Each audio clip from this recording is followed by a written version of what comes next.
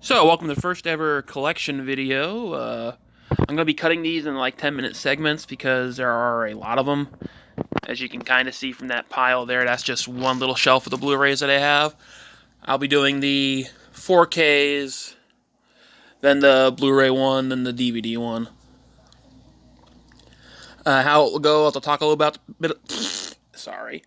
a little bit about the movie, and then I'll go into or that's about it. The next one, and it'll be a little weird because even though these are 4Ks, I have a lot of them that are steelbook versions, but that will be for a complete steelbook collection once the art of the steel is done with. So let's go to the first one. Hacksaw Ridge, a extremely nice a nice war movie, one of the better ones. This one I actually bought twice on the steelbook, and then when 4K came out, because almost every single one of these, except for these two, was Black Friday last year. And this is one of those films that is actually in 4K. It's not a upscale to 4K. Mostly any movie that is not a heavy CG spectacle like the Avengers films is actual 4K shot. Ant-Man and the Wasp. The only reason I have this version in 4K is because this was actually cheaper than the regular Blu-ray at Best Buy last year on Black Friday. But it does have a nice little cover. And I actually did like the film. I actually did a review for it on this channel. E.T.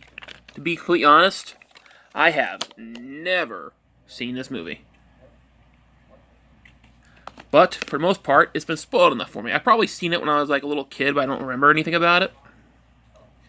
And this nice little edition of it came out at Walmart last year on Black Friday, and it was $5. So I didn't even own the movie on DVD. I think my parents have it on VHS or something, maybe. At their place, but other than that, nothing I can really say about it because I haven't seen the movie. The Hulk, the Incredible Hulk, the only Marvel MCU film I actually wanted on 4K. I mean, I have other ones just because they're either cheaper or I said that I'd buy it because I like this cover better than the Steelbook one. If I found it, I should say. Did a full review for that one as well. Terminator 2. I wanted this. I liked this movie, but then everybody said how horrible it was on 4K. And the Blu-ray I bought didn't have a digital copy. Didn't have obviously didn't have the 4K copy because 4K wasn't invented at that point. So I bought this basically for the digital copy and the 4K disc, even though people say it's a lousy edition of it. I honestly haven't seen it yet because even though I have a 4K TV, I do not have a 4K player yet. I'll get that this Black Friday. The Mummy. I am one of the few people on Earth that actually enjoyed this movie. I thought it was a decent enough action film. Whoops.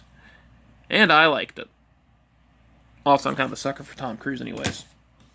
I like his acting, even though he is admittedly a crazy son of a... Hurricane Heist. I probably like this movie a little more because I'm from Florida and we have a lot of hurricanes in my area.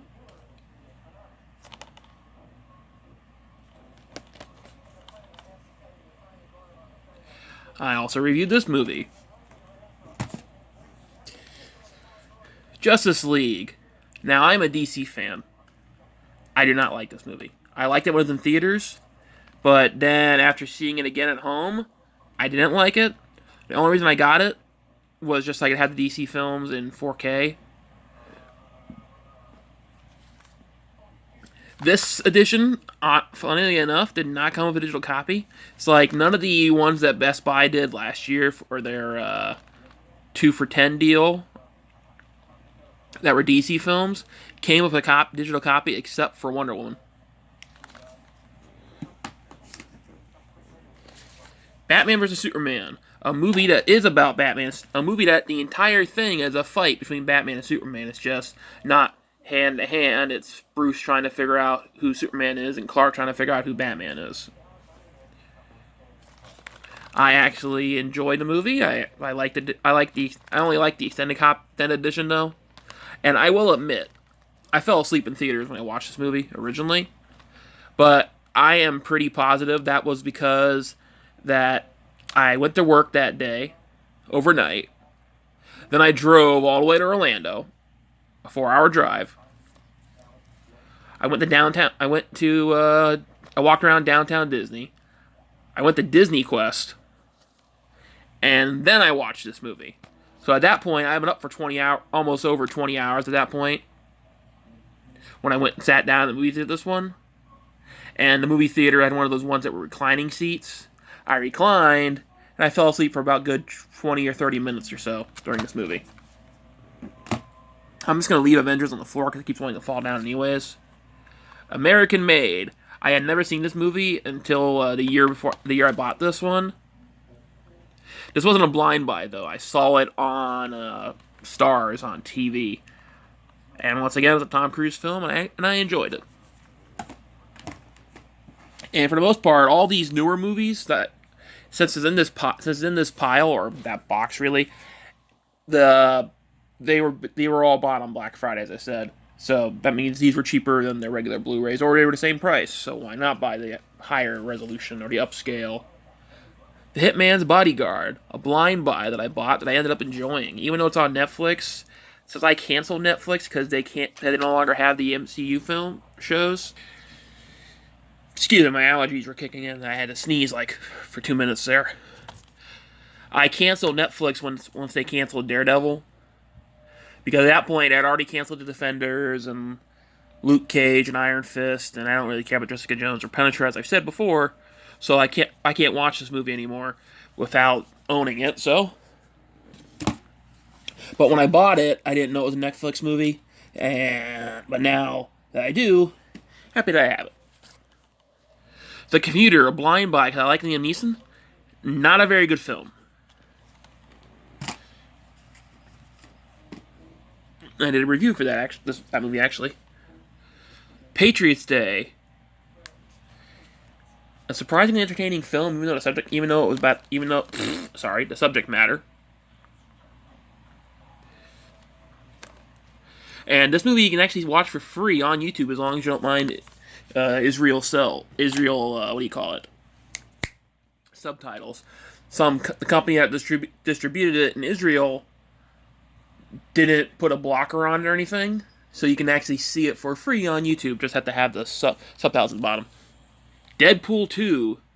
Still have not watched it, but I did take the digital copy out, so sorry for the people who want free stuff.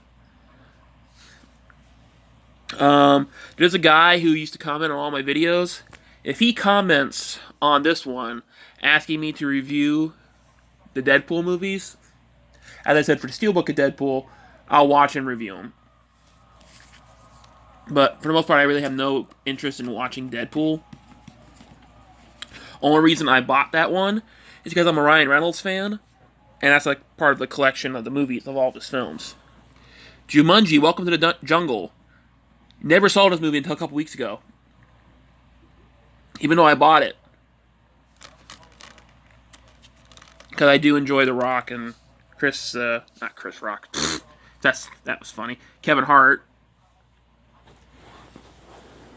So that's why I got it as a thing, because for $5 you could have gotten the DVD for that at Walmart nowadays. So this was the Blu-ray version and a digital copy. And I actually enjoyed it, even though I liked the first one better, because this one, you get turned into somebody with powers and you get extra lives. In the original one, Alan was by himself, he was himself, and he only had one life. And he had to fight to survive. That's more of a dire situation. Even though this one was fun in that, the other, Alan did have a much tougher time, and it was more of a anybody can be a hero. This one, or a survivor, this one is you have to be a particular set of skills to survive, and you have to have extra lives. Power Rangers. This movie probably is an extreme upscale because there's so much CGI in this, but the only reason I bought this movie on 4K was because, as I said with the Steelbook, this movie kind of inspired Minimum Wave Sentai, the idea for it, because when this movie came out, everybody was saying how they wanted an adult version of Power Rangers. So I wrote an adult version of Power Rangers where the teenagers of Attitudes grew up, and the one who stayed a superhero had to suffer the consequences for being a superhero and not going to school because he was too busy saving the world, not going to college because he was too busy saving the world, being sued because they found out his identity, and the other team members kind of abandoned him. And then, a couple years go, 20 years go by, the invaders return, and he's the only hope, but he doesn't really care anymore. And that's Minimum Wage Sentai. That movie, on the other hand, is okay. I mean, also, the sequel to this that was going to be made, but it was canceled, thank heavens, was going to turn Tommy into a girl. That is why Jack is transgender in my series, in my book, because it was supposed to be like, oh, Jack was the green one, and so he was a boy, now she's a girl. And for those who don't know, this is your first time watching something like this, I have a really annoying grandfather clock in my house that will go off every hour on the hour, as long as there is light. And it goes off for a minute. So, now we go to Wonder Woman. I like the movie, but it would have been so much better if it didn't have that stupid ending with the plot twist, with the twist, and the guy from Harry Potter is actually the evil one. And like I said for the Steelbook opening, my version of this movie would have had Wonder Woman, the ending of the movie, fight on Christmas Eve, because this was during World War I. And in the area where the Christmas truce happened, and when Diana defeated the God of War, who would have been the guy, she was hurt, and she started hearing the people singing the Christmas music, and the war stopping, and Steve coming over to her telling her, hey, the war's over, you did it, Diana, you did it, and she passes out, and then she wakes up in modern times because she was in a coma for that long. In like a government base or something. But then they wouldn't want to make Wonder Woman 2, so I can see why they didn't want to.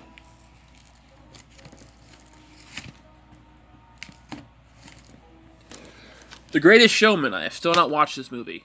This is a blind buy that I have not watched yet. So I honestly can't tell you anything about it. Avengers Infinity War. I do not like this movie. This movie was completely pointless. I only got it for a completionist thing. And I used to be a massive MCU fan. But for my personal collection, I am ending it with Far From Home, because that ends the quote-unquote Infinity Saga. And the only reason I bought this was because this year on Black Friday, when these two things are on sale, I'm going to buy them again. And I'm going to sell these two nice Target editions as a set. Because this movie makes this movie completely pointless. Because anything that happens in this movie besides Vision dying is removed in this movie. Well, Vision and Thor's friend, who's played by Idris Elba, because Idris Elba hates the MCU. He hates the MCU. He can't stand it. So these two editions will actually not be in my collection anymore. That's why it's actually still sealed. So I'll be selling these two in my store when at Black Friday comes around, and I can rebuy these two movies so I can still have them in my collection. So this will be the longest part of the collection video because it's 14 minutes, and why cut a tiny little collection like this in two? See you next time, and have a good one.